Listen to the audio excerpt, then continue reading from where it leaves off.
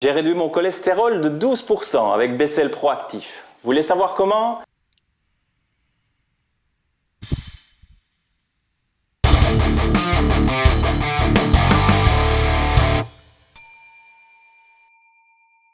Est-ce que vous avez déjà écouté les commentateurs de foot belges à la télévision? En plus, chez nous, on a quelques beaux spécimens. Georges Grune, Walter Basseggio, Philippe Albert. Des puits sans fond de conneries. Moi, ça fait quelques années que je regarde plus le foot que pour ça, en fait. Pour écouter leurs imbécilités. Et je les note au fur et à mesure. Comme ça, quand je me sens pas bien, je les relis et ça me rassure vachement sur mes capacités cérébrales.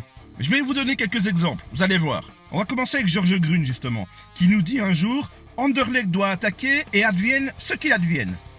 Ou encore un autre soir « Nos petits Belges font le forcing et ils ne font pas dans la frigoriture ». Ou encore en finale de Champions League en 2015, Georges nous dit « C'est bien, ils étirent la défense, comme un poulpe ». Comme un poulpe? Je sais pas ce que Georges fait ce week-end, mais moi j'ai jamais vu personne étirer un poulpe. On a Walter Basseggio aussi, qui un jour nous dit « C'est important pour une équipe d'avoir des joueurs qui sait marquer, qui sait se donner dans lui-même ». Donc pour Walter, singulier, pluriel, c'est la même chose, quoi. Il n'y a que le nombre qui change. Philippe Albert, lui, c'est autre chose. Un jour, il nous dit « Ah là, il est vraiment passé par le trou de la souris ». Le trou de la souris. T'es vraiment sûr de ta phrase, là, Philippe? Ou encore Philippe qui est capable de nous dire « C'est toujours des 3 contre 3, des 4 contre 4, que des supériorités numériques ». Alors la suivante, attention, il faut être allé un minimum à l'école pour la comprendre. Donc si t'es pas allé plus loin que la deuxième secondaire, bouge-toi les oreilles 30 secondes si tu veux pas faire un AVC. C'est Olivier Deul, au Brésil en 2014, qui nous dit « C'est incroyable, sur cette action, il est tout seul dans un rayon de 4 mètres de circonférence. » Un rayon de 4 mètres de circonférence. Quand je l'ai entendu, celle-là, j'ai saigné des oreilles, putain. Et une petite dernière pour le plaisir avec un joueur, cette fois-ci, Anthony Van Den Boer, qui un jour, après un match, nous dit « On a appris aujourd'hui qu'un match dure 90 minutes. » Allez, tu sors, Anthony, va jouer à FIFA.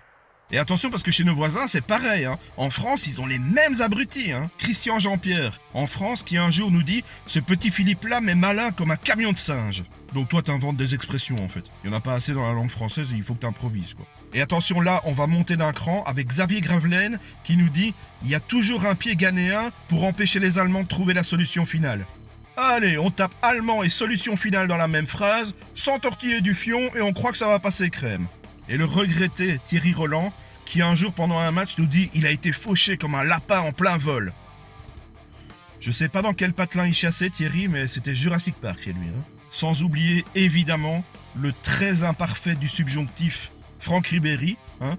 J'espère que la roue tourne va tourner, un classique.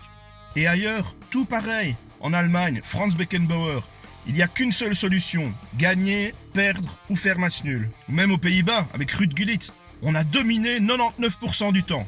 C'est les 3% restants qui nous ont coûté la victoire.